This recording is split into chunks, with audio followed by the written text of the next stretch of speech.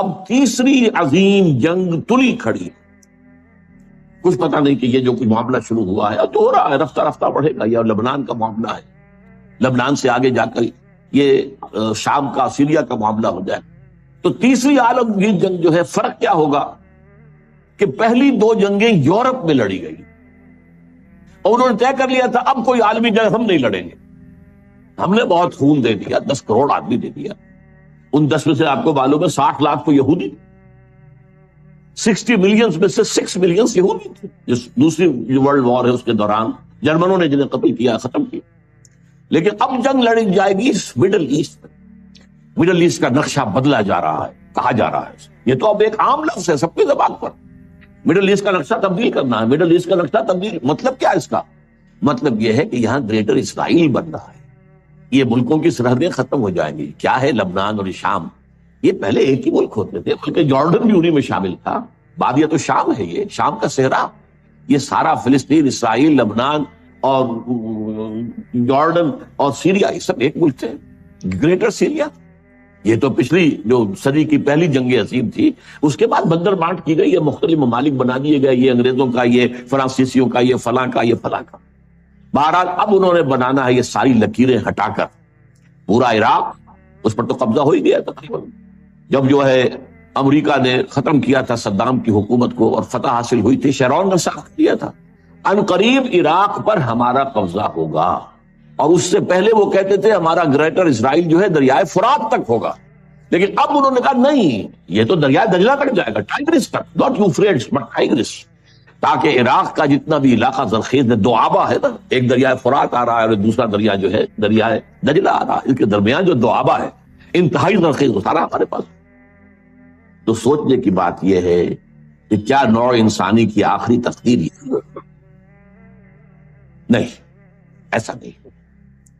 آج میں اس منفی پہلو کے بجائے آپ کو سامنے مثبت پہلو رکھتا ہوں، صرف اس فرق کے ساتھ کہ ابھی ذرا دور ہے، ابھی اس کے لیے قربانیاں دینی ہوگی، ابھی اس کے لیے محنتیں کرنی ہوگی، ابھی اللہ تعالیٰ کی سزا جو ہے اس میں اور سختی اور شدت آئے گی.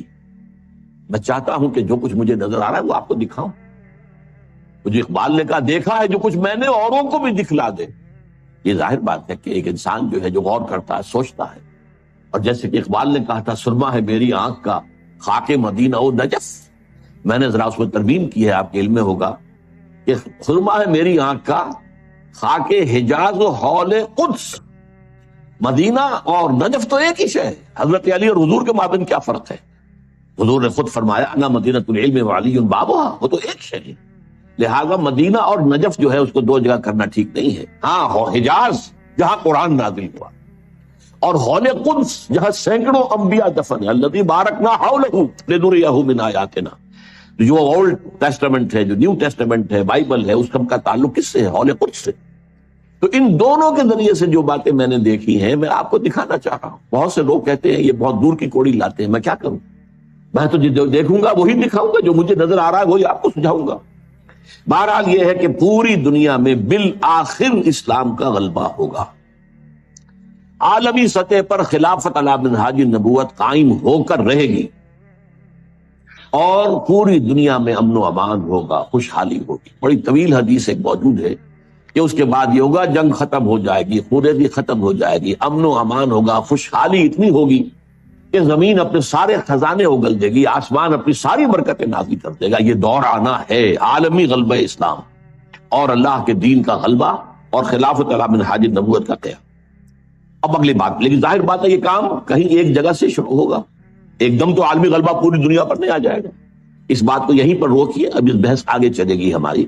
اب آئیے جو دوسرا حصہ تھا، کیا عالمی امت مسلمہ کی تقدیر یہی ہے کہ ذلت و مسکنت ان پر مسلط رہے؟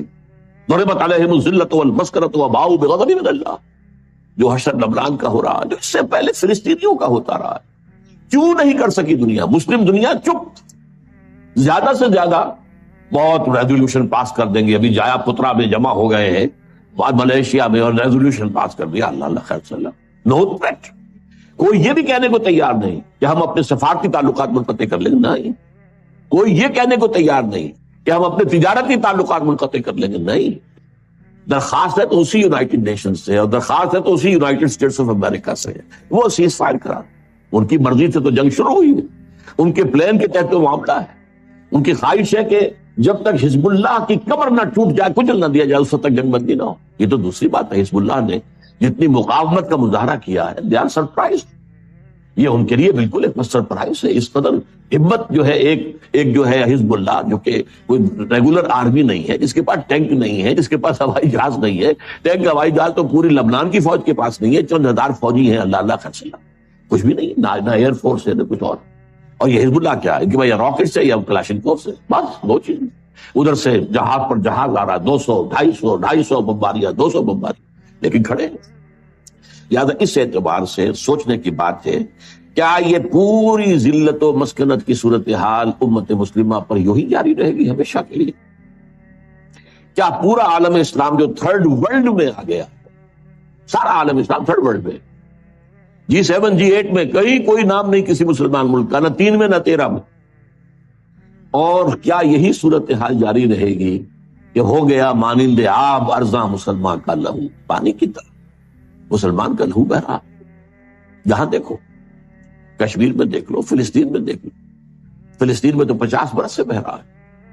کشمیر میں بھی اب تقریباً یوں سمجھیے کہ 20 برس ہونے کو آئے، جب سے کہ وہاں پر ایک جو ہے مسلح جدوجہد شروع ہوئی.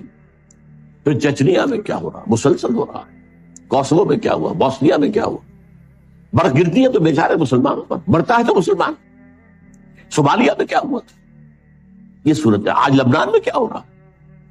یہ صورتحال دیکھیے، کیا یہی ہمیشہ جاری رہے گی؟ نہیں، صورتحال بدلے گی. اور بھی دور فلک ہیں ابھی آنے والے.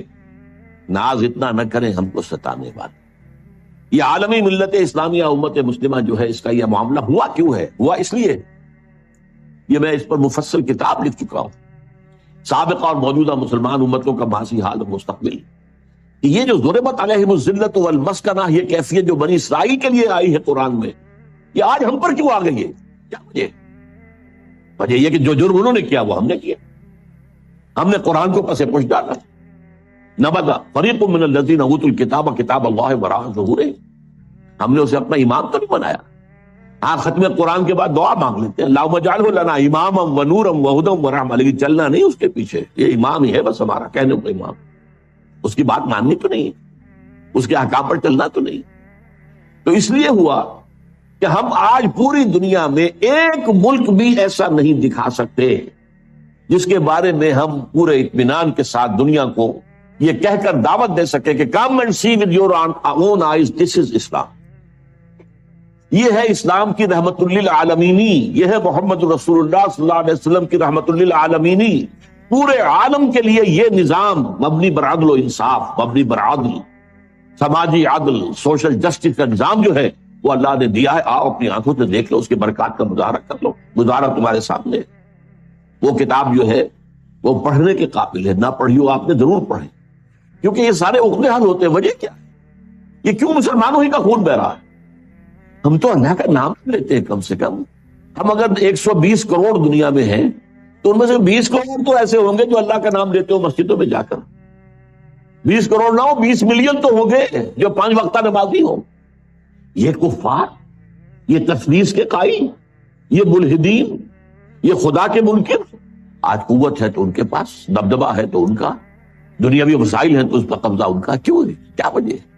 دو ہی امکانات ہیں، یا تو اللہ ظالم ہے محض اللہ ثم محض، اور یا اللہ لاچار ہے، کچھ کر نہیں سکتا. میں کیا کروں؟ میں نہیں کر سکتا. مانیں گے آپ دونوں باتوں کو؟ نہیں مان سکتے. پھر کیا جواب ہے اس کا؟ بڑا پیارا شعر اقبال کا، تو قادر و عادل ہے مگر تیرے جہاں میں ہیں تلخ بہت بندے مزدور کے اوقات. اے اللہ تو قادر ہے علی کل شیء، اور تو عادل ہے. پھر یہ کیا ہو رہا ہے دنیا میں؟ مزدور کا خون پسینہ نکال کر سرمایہ دار جو ہے اس کے خون سے کشید کی ہوئی سرخ شراب پیتا ہے شام کو بیٹھ کر. یہ کیا ہے؟ خواجہ از خون رگے مزدور سعادت لال ناب، از جفائے دہ خدایاں کشت دہقانہ خراب. ان جاگیرداروں وڈیروں کے ظلم سے جو کاشتکار ہے، جو ہاری ہے، اس کی تو کھیتی برباد ہے. یہ کیا ہو رہا ہے؟ کیا تو ظالم ہے؟ کیا تو لاچار ہے؟ نہیں، یہ تمہارے کرتوت ہیں، تمہارے اعمال، اس کی سزا، یہ سمجھنے کی بات ہے۔ اور یہ میں نے تفصیل سے اپنی اس کتاب کے اندر اس پر گفتگو کی ہے، اس کو پڑھی۔ اور اس کا علاج اب کیا ہے؟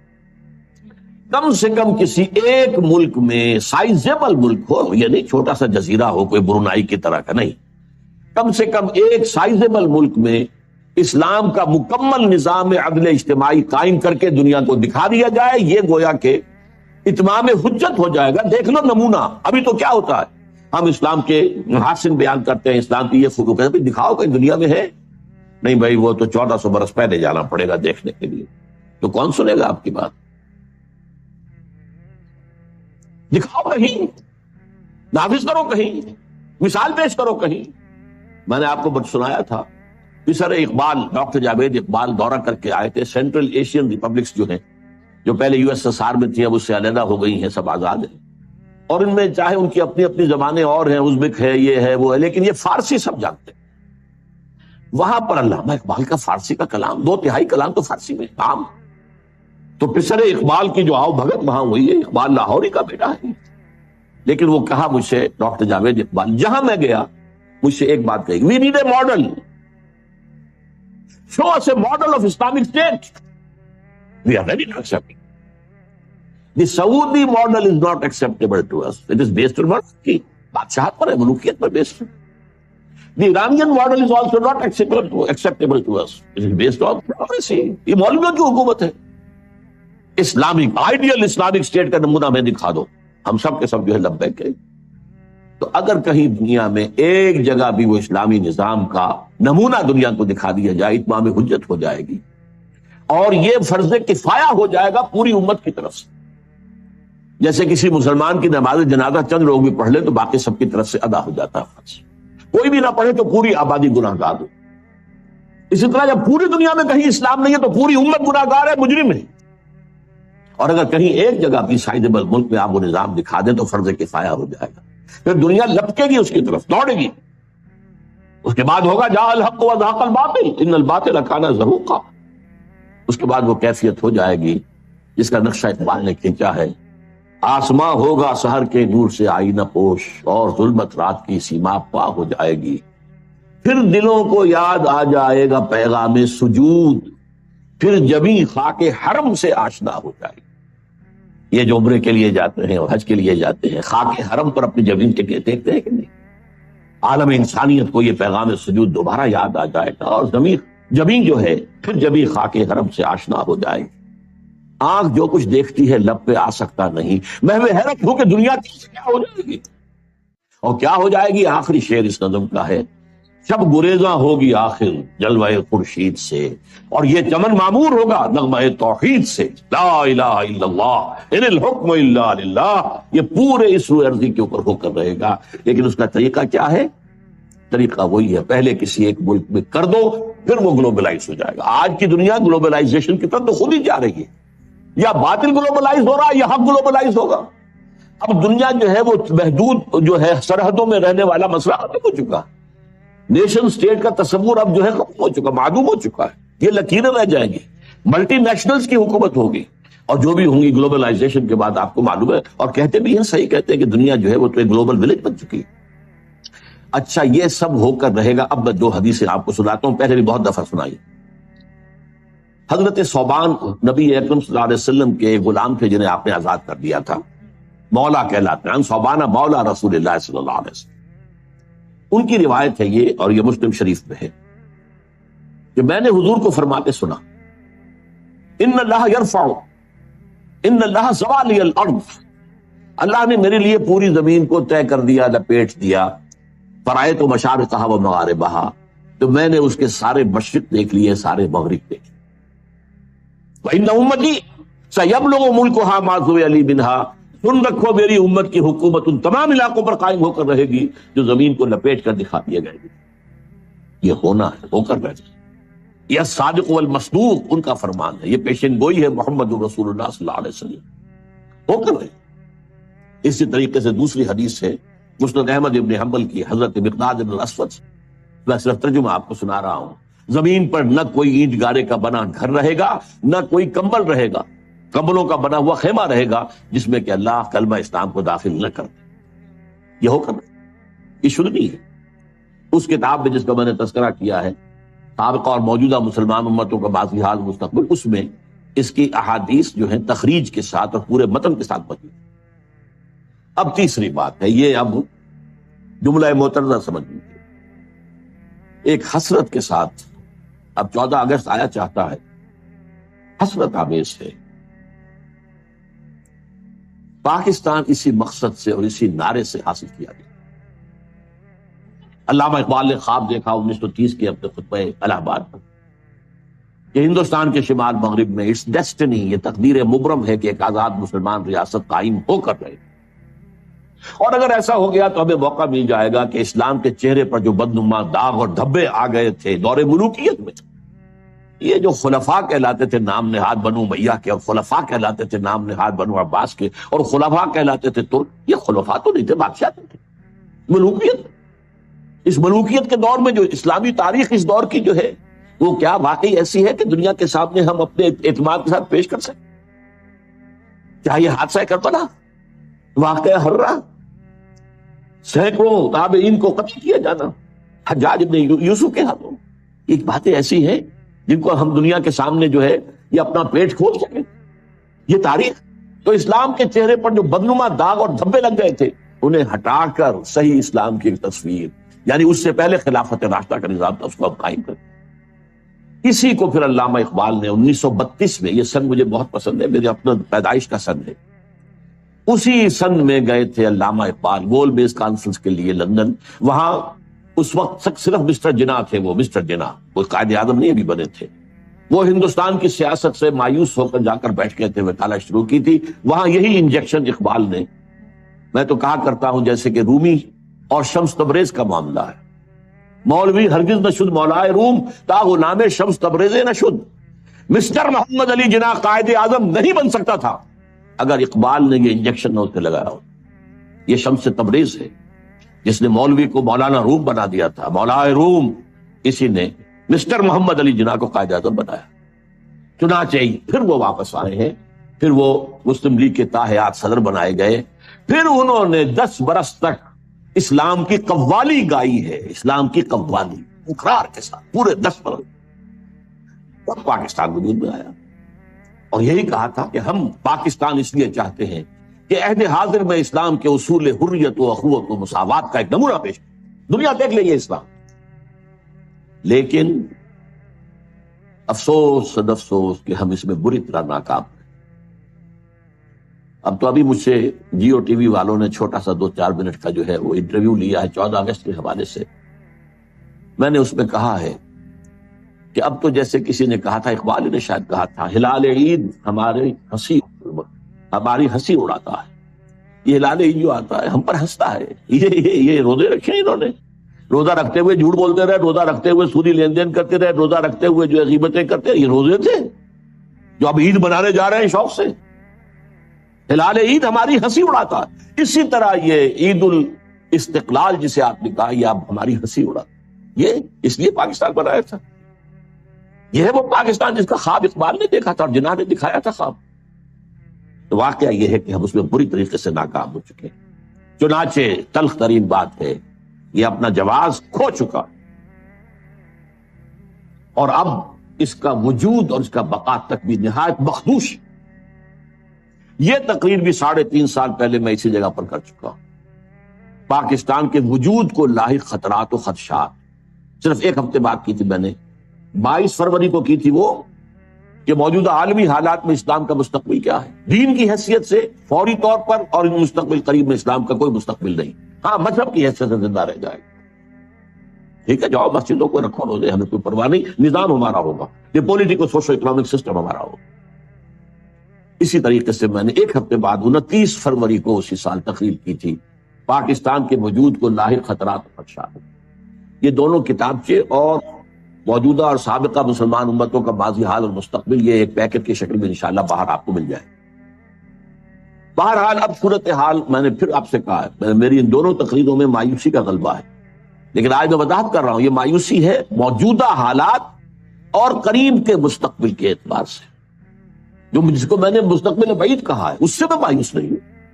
اور جب تک بھی چاہے پاکستان کے بارے میں خدشات ہیں اور دنیا پیشن گوئیاں کر رہی ہے، سن 2010 میں، 2020 میں، 2015 میں پاکستان کے نام سے دنیا میں کوئی ملک نہیں ہوگا.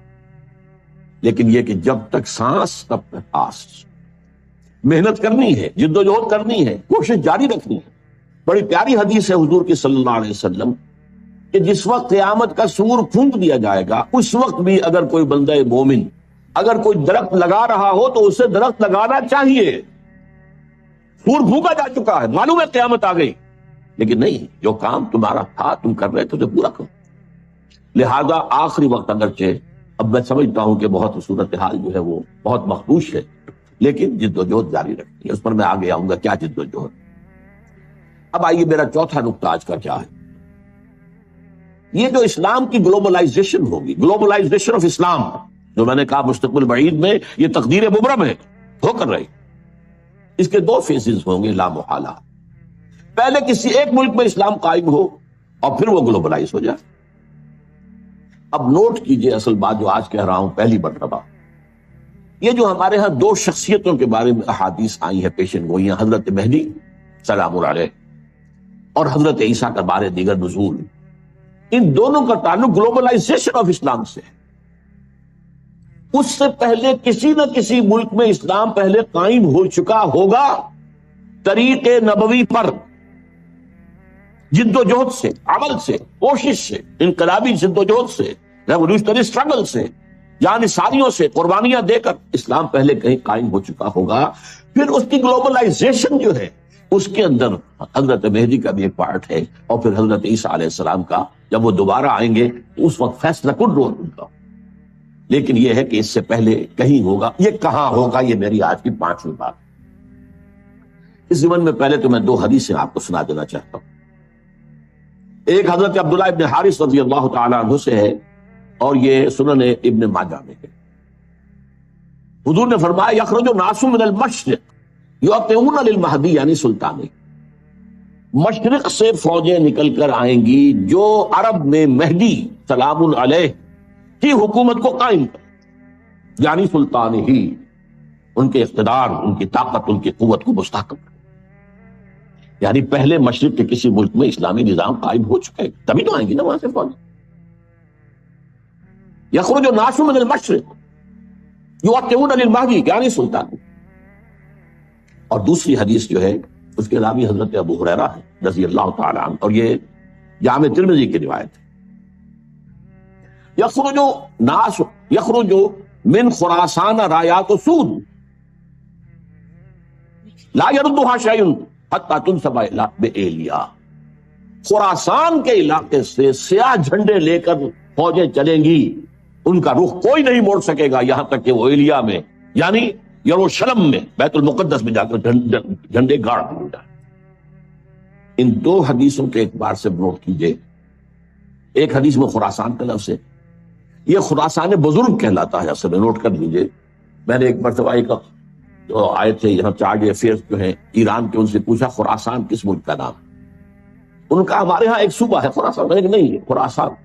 ان کا خراسان بزرگ، وہ جو اولڈ گریٹر خراسان تھا اس میں افغانستان پورا، ایران کا ایک حصہ جو اب بھی خراسان کہلاتا ہے، ایک صوبہ شمال مشرقی صوبہ ہے. اور یہ جو ابھی ریاستیں آزاد ہوئی ہیں یو ایس ایس آر کی تحلیل کے بعد، اور ایک کنڈا اس کا پاکستان میں بھی ہے. پاکستان کے جو شمالی علاقے ہیں، مالا کنڈ کی جو پہاڑی ہے اس سے آگے لے کر چترال تک، یہ بھی در حقیقت یوں سمجھیے، بلکہ میں نے ایک دفعہ اس کی مثال دی، جیسا بڑا کڑھایا ہوتا ہے، اس کے ادھر بھی کوئی کنڈا ہے، ادھر بھی کنڈا، ادھر سے پکڑیں گے ادھر سے پکڑیں گے. تو خراسان جو ہے اس کڑھائے کے مانند تھا، جس میں کہ سارا افغانستان سوائے کے چھوٹے سے جنوبی حصے کے جسے سیستان کہتے تھے اس وقت، باقی پورا افغانستان، اور یہ جو ریاستیں ہیں ازبکستان وغیرہ اور کرغزستان وغیرہ، اور پھر یہ کہ ایک کنڈا ایران میں، موجودہ ایران میں، اور ایک کنڈا پاکستان. اور دوسری حدیث میں مشرق کا لفظ آیا. اب ذرا تجزیہ کیجئے کہ مشرق میں نمبر ایک، عرب کے مشرق میں نمبر ایک ایران ہے، نمبر دو افغانستان ہے یا خراسان کہہ لیجیے، نمبر تین پاکستان ہے، نمبر چار بھارت ہے. بھارت بھی تو مشرق میں ہے نا.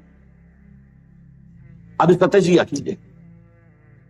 جہاں تک ایران کا تعلق ہے، اگرچہ اس وقت تک تو صورت یہ کہ ماننا پڑتا ہے کہ اگر کچھ ہمت، کچھ جرأت کا مظاہرہ کیا ہے تو صرف اہل تشیع نے کیا ہے. سنی مرے ہوئے ہیں، سنی بری طریقے سے سن ہو چکے. سنیوں کو یہ سبق پڑھا دیا گیا ہے، حاکم فاسق ہو، فاجر ہو، اطاعت کرنی ہے تم نے بس. اللہ یہ کہ کفر کا حکم دے، اسے کیا پڑھی ہے کفر کا حکم دے گا؟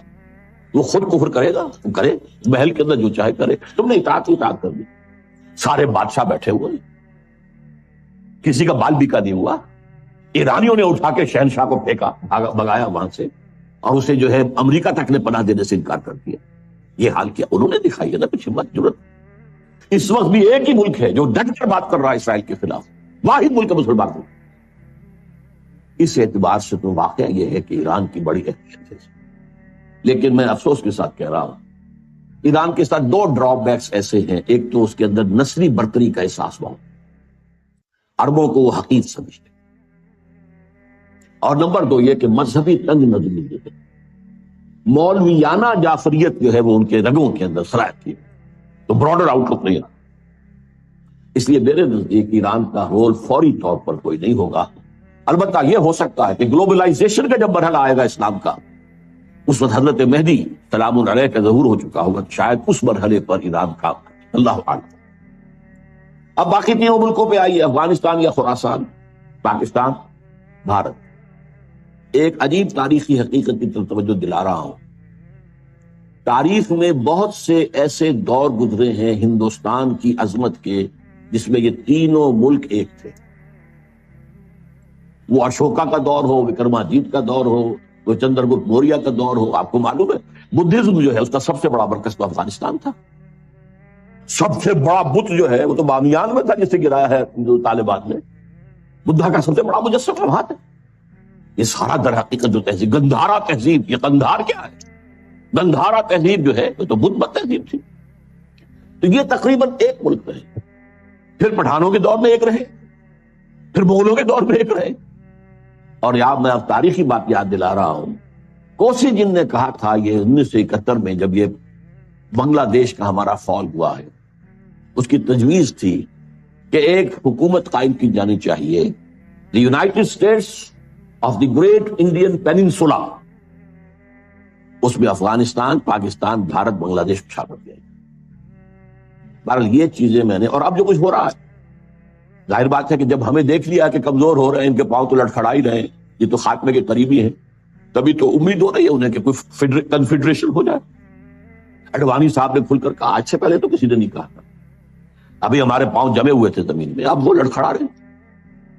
بہرحال کس اعتبار سے ہم نہیں کہہ سکتے کہ یہ تینوں ملک جو ہیں ان میں سے اللہ تعالیٰ، ظاہر بات ہے کہ پہلے تو ہمیں سب سے زیادہ توقع جی پاکستان سے تھی. پاکستان اسی لیے بنایا گیا تھا، اس میں ہم فیل ہو چکے. It has to be admitted. ہم اپنا وجہ جواز کھو چکے، نظام دیت ختم ہو چکا. اب یہ ہے کہ امریکہ کی آپ جب تک اس کی اسٹریٹجی کے مطابق چلتے رہیں گے وہ آپ کو باقی رکھے گا، ورنہ یہ ہے کہ وہ ختم کر دے. اور اگر ذرا سے بھی کوشش آپ نے کی کہ چائنا کی طرف لپکیں، اور جو کنٹینمنٹ آف چائنا کا حصار امریکہ بنانا چاہ رہا ہے، جس میں لیڈنگ رول اس نے دینا ہے بھارت کو، اور اس میں افغانستان بھی نتھی ہو چکا ہے. بھارت اور افغانستان کے درمیان تو تقریباً کانفیڈریشن قائم ہو چکی ہے، اور افغانستان ہمیشہ سے بھارت کا جو جھولی چک رہا ہے. یہ تو طالبان کے زمانے میں معاملہ بدلا تھا، یا یہ جو اینٹی رشین جو جہاد وہاں ہوا تھا اس میں معاملہ بدلا تھا. ورنہ آپ کے دین میں یہ ہوگا یا ہونا چاہیے کہ جب پاکستان وجود میں آیا ہے تو یونائٹڈ نیشنز کی ممبرشپ کی قرارداد جب پیش کی گئی کہ پاکستان کو بھی یونائٹڈ نیشنز کا UNO کا ممبر بنا لیا جائے، تو ایک ہی ملک دنیا میں تھا جس نے مخالفت کی، اور وہ افغانستان تھا. آج اسی کی روح دوبارہ کرزئی کی شکل میں آپ کے سر پر سوار بیٹھی ہوئی. بہرحال یہ صورتحال جو ہے پاکستان کے بارے میں، اگر پاکستان نے کوشش کی تو پھر یہ کرنچ آئے گا ادھر سے بھی اور ادھر سے بھی.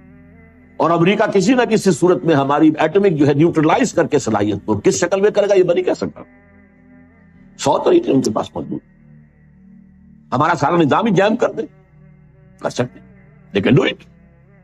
عراق کا جو پہلی مرتبہ جنگ ہوئی تھی، سارا ان کا جو الیکٹرانک سسٹم تھا جیم کر دیا ہے. کیا کرے گا؟ نہ رائڈر کام کر رہا ہے، نہ کچھ اور کام کر رہا ہے، نہ کمیونیکیشن ہے. کیسے لڑائی؟ بہرحال یا ایک شکل یہ بھی ہے، اگر جو عوامی تحریک قاضی حسین احمد صاحب چلانے کی کوشش کر رہے ہیں، اگر یہ مومنٹم پکڑ گئی تو کیا ہوگا؟ کیوس میں کیا ہوگا؟ یا کوئی نیا مارشل لا، اور یا پھر پاکستان کا خاتمہ۔ یہ تو اب انسٹیبل ہو گیا معاملہ، اور یہ بڑا اسٹریٹجک ریجن ہے، یہ انسٹیبلٹی جو ہے یہ برداشت نہیں کر سکتے۔ اللہ عالم، یہ اندیشے ہیں، یہ خطرے ہیں۔ بہرحال اب اس سے آگے بڑھ کر یقین ہے کہ ہوگا ضرور مشرقی علاقے میں سے کہیں۔ بھارت کا میں نے ذکر کیوں کیا ہے؟ بھارت تو ایک غیر مسلمان ملک ہے، غیر مسلم ملک ہے، لیکن 18 کروڑ مسلمان وہاں رہتا۔ پاکستان کی آبادی سے زیادہ مسلمان بھارت کے اندر، اور بھارت کا عام مسلمان پاکستان کے عام مسلمان سے زیادہ مذہبی ہے، نوٹ کر لیں۔ اس لیے بھی کہ ان کے لیے مشکلات بہت ہیں۔ ہم نے عیاشیاں کی، امریکہ نے ہمیں گھی کے ڈبے دیے، ہمیں گندم دی، ہمیں یہ کیا، ہمیں وہ کیا، ہمیں تیل دیا، ہمیں سیبر جیٹ دے دیے، ہمیں پیٹنٹ ٹینکس دے دیے، ہم نے عیش کی، اپنی خودی کو بیچا، امریکہ کے پاس گروی رکھا اور عیش کیے، قرضے پر قرضے لیے، اور ہمارے ہاں جو ہے ایک طبقہ پیدا ہو گیا دنیا کے امیر ترین لوگوں میں سے، دنیا کے امیر ترین جنرلوں کے اندر ہمارے نام آ گئے۔ اور یہ کیا عظیم محل جو بنے ہیں، یہ ڈیفنس سوسائٹیز جو ہیں، وہ چاہے وہ کراچی کی ہو، لاہور کی ہو، کہیں ہو، یہ پیسہ کہاں سے آیا؟ قرضوں کا پیسہ جو کہ وہاں سے غبن ہوا، اور وہی واپس جا کر امریکہ کے سوئٹزرلینڈ لینڈ کے بینکوں کے اندر ڈپازٹ ہو گیا۔ یہ سارا معاملہ ہمارا ہوا ہے۔ لیکن جیسا کہ میں نے عرض کیا، ایک اعتبار سے اب میں اس وقت گریٹر انڈیا کی بات کر رہا ہوں، پاکستان جمع بھارت جمع بنگلہ دیش۔ اس کا جو خاص رول تاریخ میں رہا ہے وہ میں نے کئی دفعہ بیان کیا، اس وقت صرف گنواؤں گا۔ سلسلہ مجددین جو ختم نبوت کے بعد سب سے بڑا سلسلہ ہے رشد و ہدایت کا، 1000 برس تک عالم عرب میں رہا، 11ویں صدی سے ہندوستان میں آ گیا۔ مجدد الفسانی کہاں؟ سرہند میں دفن، ایسٹ پنجاب۔ 12ویں صدی کے مجدد شاہ ولی اللہ کہاں دفن ہے؟ دلی میں دفن۔ 13ویں صدی کے مجدد شہید ہوئے بالا کوٹ میں۔ 14ویں صدی کے مجدد دفن ہے دیوبند میں۔ مجددین کا سلسلہ آیا۔ نمبر 2، جب سازشیں ہو رہی تھی خلافت کو ختم کرنے کے لیے، تو تحریک خلافت چلی صرف ہندوستان میں، اور اتنے شور سے چلی کہ ہندو شریک ہو گئے اس میں۔ گاندھی کہاں خلافت شریک، معجزہ ہے۔ پھر ہر جگہ پر مسلمانوں نے آزادی حاصل کی، لوکل نیشنلزم کی بنیاد پر، عرب نیشنلزم، ملئی نیشنلزم، اور مسلمانوں نے ملک بنایا پاکستان اسلام کی بنیاد، مسلم نیشن ہوڈ، اسلام کے۔ پھر یہ پاکستان وجود میں آیا ہے معجزے کے طور۔ اس میں میری کتاب ہے، کاش کہ آپ لوگوں کے پڑھنے کی کوئی عادت ہو، دلچسپی ہو۔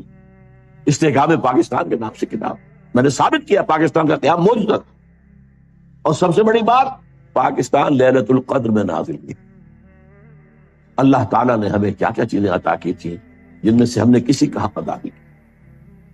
بہرحال بھارت کا معاملہ، اب دیکھیے، اگر تو مشرق کا معاملہ لیا جائے تو پاکستان اس میں میرے نزدیک سر فہرست تھا۔ اب بھی میں رائٹ آف نہیں کر رہا ہوں، ہو سکتا ہے پاکستان میں یہ پہلے بھی ایک معجزے سے قائم ہوا تھا، اور اب بھی ہو سکتا ہے معجزہ ہو جائے، پھر دلوں کو یاد آ جائے پیام سجدہ، اور پھر جبھی خاک حرم سے آشنا ہو جائے، ہو سکتا پھر دلوں کو یاد آ جائے گا پیغام سجود، پھر جبھی خاک حرم سے آشنا ہو سکتا، معجزے کے طور پر ہوگا۔ حالات اس کی طرف کوئی امید افزا صورتحال ہمیں نہیں دکھا۔ اب آئیے، یہ ہوگا کیسے؟ اس کیسے کے پہلی بات تو یہ ہے کہ پہلے کیسے ہوا تھا ویسے ہی ہوگا، اور اس کیسے کے 2 حصے۔ پہلے افراد کو تیار کرنا، افراد میں انقلاب برپا کرنا، دین کو افراد پر قائم کرنا، پھر افراد کا جمع ہو کر ایک طاقت بننا، اور کفر سے اور الحاد سے اور مادہ پرستی سے اور باطل سے اور طاغوت سے ہرا کر، جانے دے کر اللہ کے دین کو قائم۔ یہ 2 مرحلے ہیں۔ پہلے انسان معرزوز، پہلے انسان تو لاؤ بھائی. یہ جو زیروز ہیں ان سے کیا بنے گا؟ آدمی لاؤ. وہ آدمی جن میں یقین ہو دل کے اندر، وہ آدمی جن کا کردار پختہ ہو، وہ آدمی جن کی زندگی جن کے دل سے ہر آرزو نکل جائے سوائے اللہ کی رضا کے اور آخرت کی فلاح. آؤ لاؤ آدمی لاؤ. یہ پہلا مرحلہ. 12 برس تک مکے میں یہ کام ہوا ہے، اور میں ابھی پرسوں جمعے میں تقریر کر چکا ہوں. اس کے لیے عنوان کیا ہے؟ جہاد بالقرآن. یہ بھی مکی دور کے درمیانی زمانے کی صورت ہے. سورۃ الفرقان، جس کی پہلی آیت کیا ہے؟ تبارک الذی نزل الفرقان علی عبدہ لیکون للعالمین نذیرا. اور پھر آگے چل کر فرمایا فلا تطع الکافرین وجاہدہم بہ جہادا کبیرا. اے نبی آپ ان کافروں کی باتوں میں نہ آئیے، چکنی چپڑی باتیں کر رہے ہیں، یہ وہ مصالحت اور مفاہمت کی باتیں کر رہے ہیں، آپ بالکل دھیان نہ دیں، مت مانیں، اور اس قرآن کے ذریعے سے جہاد کیے جائیے کیے جائیے کیے جائیے کیے جائیے. جہاد کبیر. تو پہلی بات یہ ہے کہ پہلے بھی یہ ہوا تھا تو قرآن سے ہوا تھا. دوسرا مرحلہ افراد کی تیاری کے بعد، وہ میں آج زیر بحث نہیں لاؤں. اس کے لیے میری کتاب جو ہے منہج انقلاب نبوی کا مطالعہ کیجیے، اللہ آپ کو ہمت دے، توفیق دے. یا اس کے خلاصے کے طور پر انقلاب، رسول انقلاب کا طریقہ انقلاب پڑھیں، ورنہ بات بہت لمبی ہو جائے گی. پہلے ہے انسانوں کا بدلنا، انسانوں کو بدلنا، اور وہ قرآن کے ذریعے سے بدلنا. اتر کر ہرا سے سوئے قوم آیا اور ایک نسخہ کیمیا ساتھ لایا. هو الذی ینزل علی عبدہ آیات بینات لیخرجکم من الظلمات الی النور. تاریکیوں سے نکال کر نور ایمان میں لانے والی شے یہ قرآن ہے، آیات بینات ہے قرآن. تاریکیاں بہت ہیں، نور ایک ہی ہے. نور ایمان واحد، ہمیشہ قرآن میں واحد آئے گا، انوار کہیں نہیں آیا. ظلمات میں شمار ہے. الحاد کی ظلمت ہے، مادہ پرستی کی ظلمت ہے، شرک کی ظلمت ہے، انکار آخرت کی ظلمت ہے. یہ ظلمتیں تو بے شمار ہیں. فرائیڈزم ہے اور ڈارونزم ہے اور مارکسزم ہے، یہ سب ظلمتیں ہیں. ان تمام ظلمتوں سے نکال کر نور ایمان کی طرف لانے والا قرآن. غالب ہوئے تھے مسلمان تو اسی کی بدولت، اور گرے ہیں تو اسی کو پیٹ دیا. وہ زمانے میں معزز سے مسلمان ہو کر، اور تم خار ہوئے تاریک قرآن ہو کر. میں جب 5ویں جماعت کا طالب علم تھا تب میں نے یہ شعر پڑھا تھا. اس وقت سے میرے ذہن کے کسی سب سے نچلی سطح پر یہ کندہ ہو گیا تھا، جیسے پتھر میں کوئی چیز جو ہے کندہ ہو گیا. میری پوری زندگی جو ہے اس کے بعد جو بھی خدمت قرآن میں گزری ہے، میں سمجھتا ہوں اس میں اس شعر کا جو میرے تحت الشعور کی گہری سطح کے اندر جو ہے ثبت ہو گیا تھا اس کا اثر.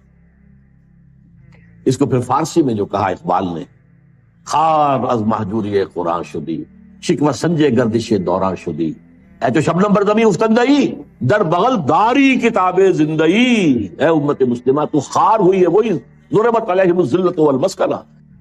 قرآن مجید کو چھوڑنے کی وجہ سے تو ذلیل و رسوا ہوئی ہے. خارج محجور یہ قرآن شدی، اور گردش دوران کا شکوہ کرتے ہو خام خواہ.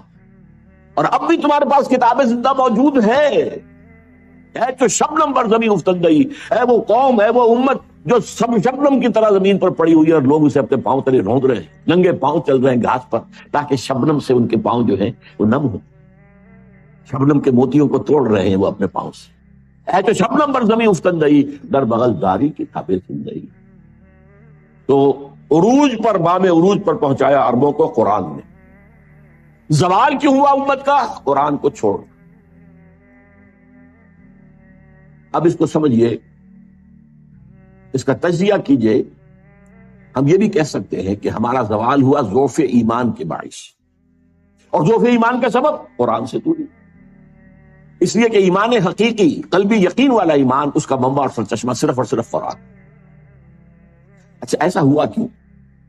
یہ جو باتیں اب میں آپ کو بتا رہا ہوں یہ میری ایک اور کتاب کے مباحث ہے، دعوت رجوع القرآن کا منظر اور پس منظر. وہ تو میں آج یہاں چاہتا تھا کہ یہاں پہ لایا جائے تاکہ آپ لوگ اس کتاب کو فوری طور پر خرید لیں، لیکن یہ ہے کہ معلوم ہوا کہ ہمارے ہاں آؤٹ آف سٹاک ہے، اس وقت وہ کتاب ہے نہیں. مجھے افسوس ہوا. بہرحال قرآن سے دوری کیوں ہوئی؟ اس کے 2 سبب تھے جس کو آغاز میں ہوئے. پہلا نیچرل تھا، جب وہ تحریک تھی، جد و جہد تھی، ابھی جہاد جاری تھا، تو زیادہ ضرورت ایمان کی تھی، یقین کی تھی۔ جب اسلام ایک ریاست بن گیا، اب زیادہ اہمیت قانون کی ہو۔ اب اسلام بنیاد ہے، ریاست کا شہری کون ہے؟ مسلمان۔ ایمان تو دل کی ایک شے ہے نا، چھپی ہوئی شے ہے، وہ نہ گنتی میں آئے نہ تول میں آئے۔ ایمان پر سے توجہ ہٹی، اسلام پر جم گئی، قرآن پر سے توجہ ہٹی اور فقہ اور حدیث پر جم گئی۔ قانون شریعت کے اصل بندے، اگرچہ پہلے تو ایسے ہے کہ سب سے پہلی سورس قرآن ہے، یہ قرآن کا تو بہت تھوڑا سا حصہ ہے کہ جو فقہی مباحث پر مشتمل ہے۔ ساری آیتیں جمع کرنے قرآن کی جن کا تعلق قانون شریعت سے ہو تو ایک پارہ بنے گا بمشکل۔ باقی اصل جو شریعت کے منبع ہیں وہ تو حدیث ہے، پھر اس پر قیاس ہے، غور و فکر ہے، اجتہاد ہے، سوچ بچار ہے۔ یہ تو توجہ جو ہے ہٹ گئی، شفٹ آف ایمفیسس، ایمان سے ہٹ کر اسلام پر، قرآن سے ہٹ کر حدیث اور فقہ۔ اور دوسرا ایک منفی پہلو بھی تھا، جب ملوکیت آ گئی، سرمایہ داری آ گئی، لوگوں نے یہ سمجھا، سرمایہ داروں نے، بادشاہوں نے، یہ قرآن بند ہی رہے تو بہتر، ورنہ اس میں لوگوں کو ہماری شکلیں نظر آ جائیں گی۔ یہ ابو لہب کا کردار ہم نے جو اپنایا ہوا ہے، الذی جمع مالا وعددہ یحسب ان مالہ اخلد، یہ جو قرآن کنڈیم کرتا ہے، جو ملوکیت کو ختم کرتا ہے، اگر یہ عام ہو، لوگوں کی توجہ اس پر مرکوز ہو، تو لوگ تو پھر ہمارے طرف ہو جائیں گے، غریبانوں پر ہمارے ہاتھ آ جائیں گے۔ تو بند ہی رہے تو اچھا، بھائی پڑھ کر صرف ثواب لے لیا کرو بس۔ اور آج ہماری ایک بہت بڑی تحریک تبلیغی جماعت جو اسی کی دائی ہے، قرآن کا ترجمہ مت کرو، وہ علماء کریں گے جو 14 سال کی تعلیم حاصل کریں گے، وہ کریں گے، تمہارا کام نہیں۔ تم صرف قرآن پڑھ کر، یا پھر ٹھیک ہے 14 سال کی تعلیم حاصل کرو، ورنہ فتویٰ لینا ہے ان سے لے لو، باقی تمہیں قرآن سے کیا سروکار، گمراہ ہو جاؤ گے۔ یہ فلسفہ باقاعدہ عام کیا۔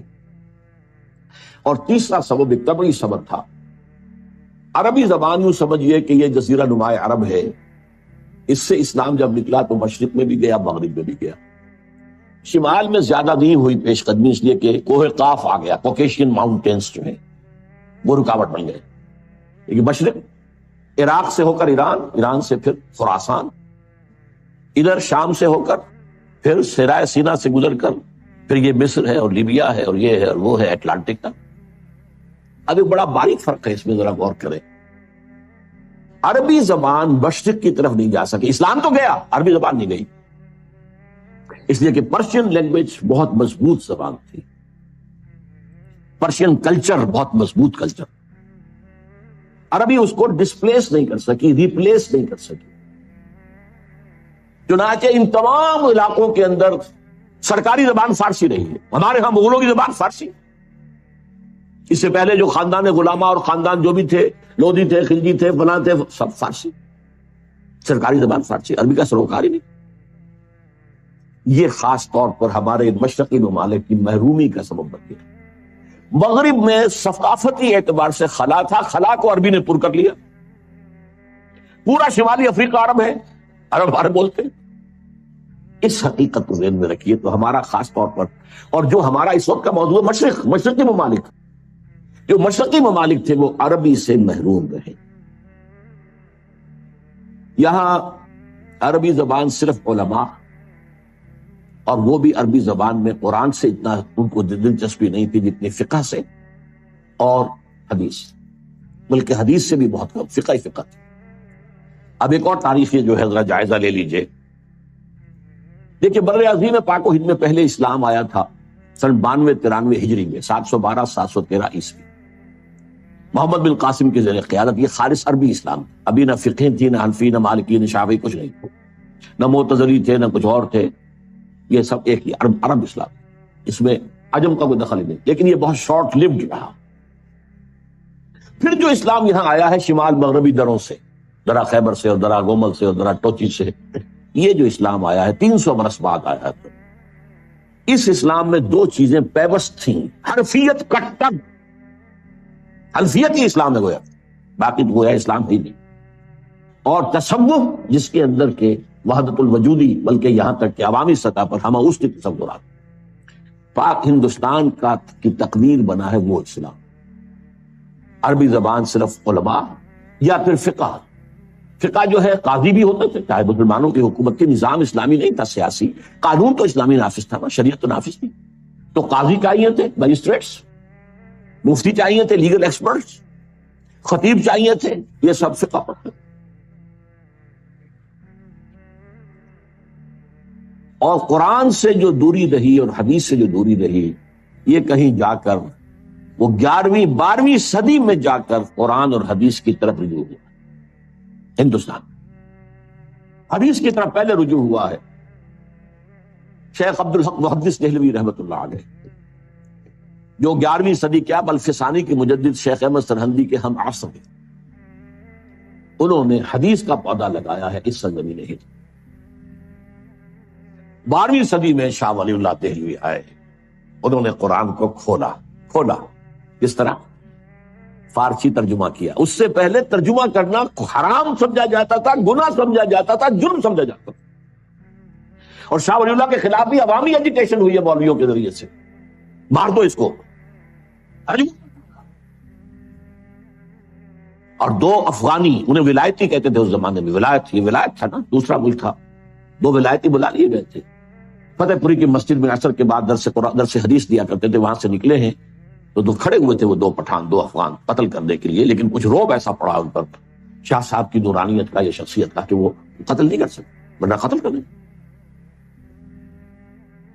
بہرحال حدیث کا، اور پھر دوسرے انہوں نے الفاظ الکبیر کتاب لکھی، جسے عام آدمی کے لیے بھی فہم قرآن کی کوشش کرنا ممکن ہو سکے۔ پھر ان کے 3 بیٹے، 4 میں سے 3 بیٹوں نے قرآن کے ترجمے کیے اردو میں۔ شاہ صاحب نے تو فارسی میں کیا، جو اس وقت کی آفیشیل لینگویج تھی، جو آج کی انگریزی تھی، گویا کہ انگریزی دور کی انگریزی اور مسلمان دور کی فارسی۔ اسی لیے تو وہ آپ کے ہاں کہاوت ہے نا، پڑھے فارسی اور بیچے تیل، دیکھو رے قسمت کے کھیل۔ فارسی پڑھ کے تو اسے سرکاری عہدیدار ہونا چاہیے، یہ تیل کیوں بیچ رہا؟ اور یہی حال ہمارا بعد میں ہوا انگریزی کا۔ اس اعتبار سے شاہ عبد العزیز نے ترجمہ بھی کیا، تفسیر بھی لکھی، تفسیر عزیز اردو میں۔ شاہ عبد القادر نے ترجمہ کیا با محاورہ، شاہ رفیع الدین نے کیا لفظی۔ اور یہ سب کیا ہوا ہے 19ویں صدی کے شروع۔ 19ویں صدی کا درمیانی حصہ جو تھا وہ تحریک مجاہدین، سید احمد بریلوی اور شاہ اسماعیل شہید کی جد و جہد اس میں گزرا، اور یا پھر جس کو کہا جاتا تھا غدر، پہلی جنگ آزادی اس میں ہوئی۔ لیکن 19ویں صدی کے آخر میں سر سید احمد خان نے تفسیر لکھی، 15 پارے کی تفسیر ان کی اب بھی ملتی ہے، اور اس میں الحاد ٹھوک ٹھوک کر بھر دیا۔ اس میں معجزات کا انکار ہے، اس میں فرشتوں کے وجود کا انکار، اس میں جنات کے علیحدہ وجود کا انکار، یعنی جو بھی نیوٹونین سائنس کی گرفت میں آنے والی چیزیں نہیں ہیں۔ کیسے ہو سکتا ہے کہ سمندر پھٹ جائے؟ یہ کیا مولویوں نے بتا رکھا؟ نہیں، یہ تو مد و جزر کا معاملہ تھا۔ سمندر جزر پر تھا تو حضرت موسیٰ نکل گئے، اور جب فرعون آیا تو وہ مد کے اوپر آ گیا، وہ غرق ہو گیا۔ یہ ساری توجیحات، فرشتے کوئی نہیں، فرشتے فورسز آف دی نیچر کا نام۔ اب ظاہر بات ہے کہ سر سید جو ہے وہ ہندوستان میں مسلمانوں کا قومی رہنما بن کر ابھر رہا تھا، اور اس میں کوئی شک نہیں ہے۔ قومی اعتبار سے بہت مخلص تھا، بہت خیرخواہ تھا، اس میں کوئی شک نہیں۔ دینی اعتبار سے سخت گمراہ۔ اس کی تفسیر نے جو گمراہی پھیلانی شروع کی ہے، تب علماء کو ہوش آئی ہے۔ پھر جو تفسیریں یہاں لکھی گئی ہیں ہندوستان میں اور ترجمے ہوئے ہیں، اس کی کوئی نظیر آپ کو نہ تو پوری مسلم تاریخ میں ملے گی، نہ کنٹمپریری مسلم ورلڈ میں ملے گی۔ کتنی تفسیر شیخ الہند نے ترجمہ کیا، محمود حسن دیوبندی نے اردو میں ترجمہ کیا، اس پر حواشی مکمل کیے شبیر عثمانی شیخ الاسلام۔ اسی طرح بریلویوں کے امام جو ہیں امام احمد رضا خان، انہوں نے ترجمہ کیا، اس پر حواشی لکھے مفتی نعیم مراد آبادی۔ اہل حدیث نے لکھی، مولانا صلاح اللہ امرتسری نے لکھی، مختلف جو مذہبی تھے انہوں نے بھی تفسیریں لکھی، مولانا اشرف علی تھانوی نے لکھی، ان کے شاگردوں کو سمجھ لیجیے 3 تفسیریں انہوں نے لکھی، مولانا عبد الماجد دریابادی نے لکھی، مولانا مفتی محمد شفیع صاحب نے معارف القرآن لکھی، مفتی ادریس کاندلوی صاحب نے، مولانا ادریس کاندلوی نے لکھی، تینوں کا سلام۔ پھر دوسری طرف جو سر سید کے پیروکار تھے ان میں قادیانی صاحب نے آئے، انہوں نے تفسیریں لکھی۔ بشیر الدین محمود نے 2 تفسیریں لکھی، تفسیر کبیر، تفسیر صغیر. محمود احمد، بشیر الدین محمود احمد. مولوی محمد علی کی تفسیر جو تھی انگریزی کی، وہ بہت مقبول ہوئی، اس لیے کہ اس وقت تک انگریزی میں کوئی ترجمہ اور تفسیر تھی نہیں، اور جدید جو طبقہ پیدا ہو رہا تھا جو مسلمانوں کا انگریزی پڑھ کر، انہیں ظاہر بات ہے کہ ضرورت تھی انگریزی میں. اسی طرح علامہ مشرقی سائنٹیفک قسم کی جو توجیحات انہوں نے کی. لیکن یہ میں نے کہا ایک تو رائٹسٹ، ایک لیفٹسٹ علماء. یہ رائٹسٹ دیوبندی، بریلوی، اہل حدیث، یہ سر سید کے جو چیلے تھے وہ علامہ مشرقی ہوں یا قادیانی ہوں یا یہ کہ پرویزی ہوں، اہل قرآن ہوں. یہ دوسری طرف درمیان میں 3 شاخیں تھیں. ایک شاخ تھی ابو الکلام آزاد، ابو الاعلی مودودی. ابو الکلام کی تفسیر نے آگے تہلکہ مچا دیا تھا، اگرچہ وہ پوری نہیں ہے اور تفسیر بھی نہیں ہے، ترجمہ ہے زیادہ تر، کچھ حواشی. اور مولانا مودودی کی تفسیر القرآن پوری دنیا میں پھیلی، اس میں کوئی شک نہیں. اسی طریقے سے علامہ اقبال اگرچہ مفسر نہیں ہے، لیکن ان کا کلام جو ہے اس میں قرآنی حقائق جس طرح سموئے گئے ہیں، میں انہیں مفسر مانتا ہوں. اور ڈاکٹر رفیع الدین جنہوں نے قرآن اور علم جدید نامی کتاب دی. تیسرے مولانا فراہی اور مولانا اصلاحی. یہ شاخیں ہیں، اور یہ میں نے آپ کو صرف میری کتاب پڑھی ہے، جب چھپ جائے گی دوبارہ نیا ایڈیشن آ جائے گا، دعوت نزول القرآن کے منظر اور پس منظر. یہ ایک سیلاب آیا ہے اس بر عظیم پاک و ہند میں تفاسیر کا، تراجم کا. اور یہ واقعہ یہ ہے کہ اس کی کوئی نظیر، جیسا کہ میں نے کہا ہے، نہ تو ہماری پچھلی تاریخ دے سکتی ہے اور نہ کنٹمپریری مسلم ورلڈ میں کسی ملک میں اتنا کام ہوا ہے قرآن. اب اللہ کے فضل سے اب آگے بڑھ رہے ہیں. تحریک رجوع الی القرآن ایک تحریک کی شکل میں، اس کی توفیق اللہ نے اپنے ایک بہت ہی حقیر اور ناچیز بندے کو دی ہے. میں نے اس کام کا بیڑا اٹھایا. 19 برس کی عمر سے میں نے درس قرآن دینا شروع کیا، جبکہ میں جمعیت طلبہ کا کارکن تھا. عربی میں نے ہائی اسکول میں پڑھی تھی، عربی گرامر مجھے مستحضر تھی اللہ کے فضل سے.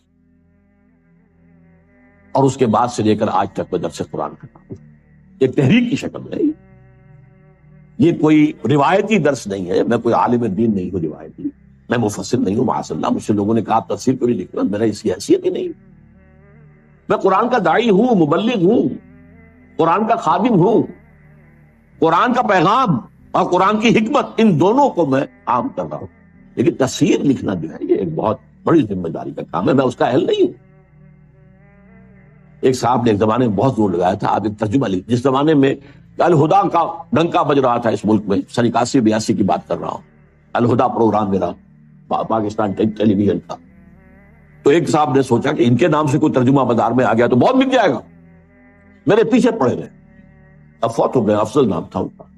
کیا آپ میں نے کہا بھائی میں نہیں کر سکتا یہ کام، میں اس کا اہل نہیں. آپ ترجمہ لکھ 4-6 تفسیریں ترجمے سامنے رکھ کے آپ لکھ لیجیے بس.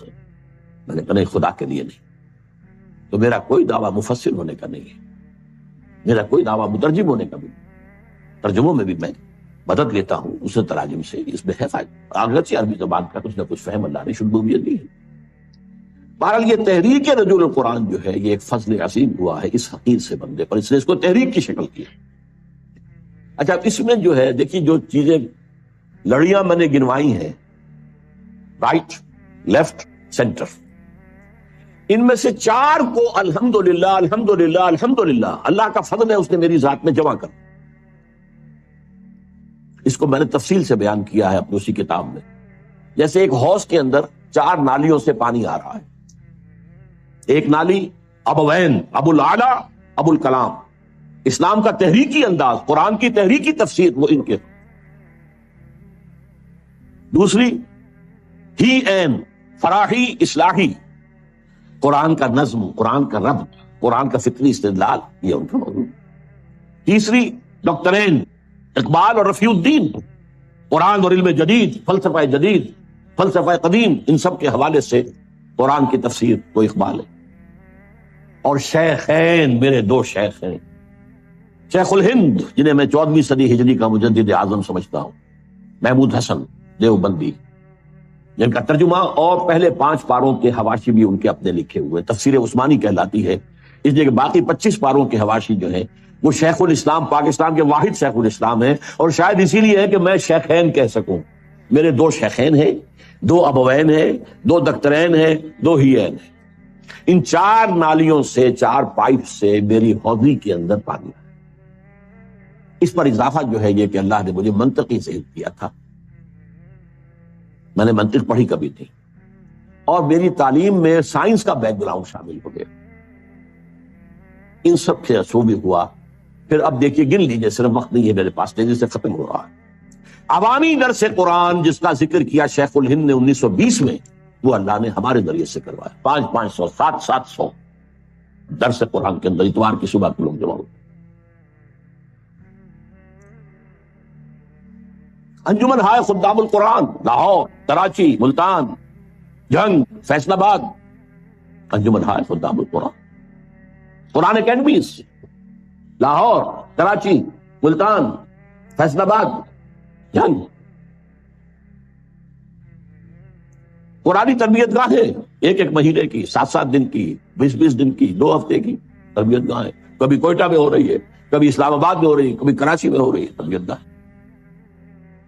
پھر تراویح کے ساتھ ترجمہ قرآن، یہ طرز خاص ہے، ایجاد میری، اس کا تصور نہیں کیا جا سکتا تھا کہ 5 گھنٹے، 5.5، اور شروع میں نے جب کیا تھا 6 گھنٹے لگتے تھے جبکہ تراویح ختم ہوتی تھی اور عشاء کی نماز۔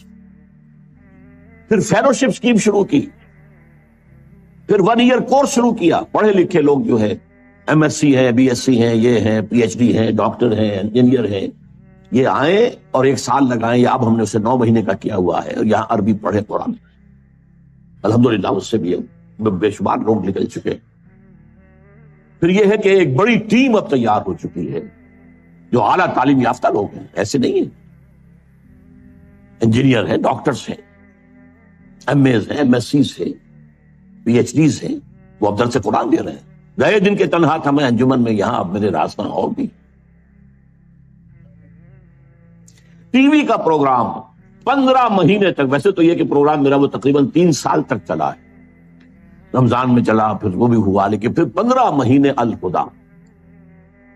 اور اب جو کچھ ہو رہا ہے، اب پوری دنیا میں ڈنکا بج رہا ہے۔ 1998 کا میرا بیان القرآن جو ہے تراویح کے ساتھ کیا ہوا، اور وہ ARY کے ذریعے سے، اسلام چینل کے ذریعے سے، اور نہ معلوم کتنے اور چینل ہیں، لندن بیس چینل ہے، اس پر چل رہے ہیں، پوری دنیا سے اس کے اندر ڈنکا بج رہا ہے۔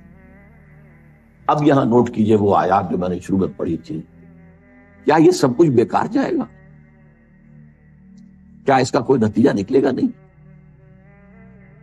اتنی بڑی قرآنی تحریک کا، پھر میں کہوں گا پوری اسلامی تاریخ کے اندر کوئی مثال نہیں ہے، یہ میں اپنے کسی ذوب اور تکبر کے وجہ سے کہہ رہا ہوں، حقائق ہے جو بیان کروں۔ اما بنعمت ربک فحدث، عوامی سطح پر یہ تحریک، تو علماء جو ہے اپنے مدرسوں میں وہ بھی تھوڑا بہت قرآن پڑھتے تھے، باقی سارا جو ہے زور ان کا جو ہے وہ فقہ پر یا کچھ حدیث پر، بس قرآن تو نہیں تھا۔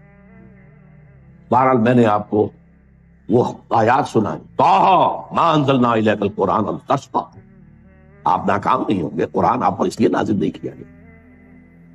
وَبِالْحَقِّ أَنزَلْنَاهُ وَبِالْحَقِّ نَزَلَ وَمَا أَرْسَلْنَاكَ إِلَّا مُبَشِّرًا وَنَذِيرًا إِنَّهُ لَقَوْلٌ فَصْلٌ وَمَا هُوَ بِالْهَزْلِ إِنَّهُمْ يَكِيدُونَ كَيْدًا وَأَكِيدُ كَيْدًا۔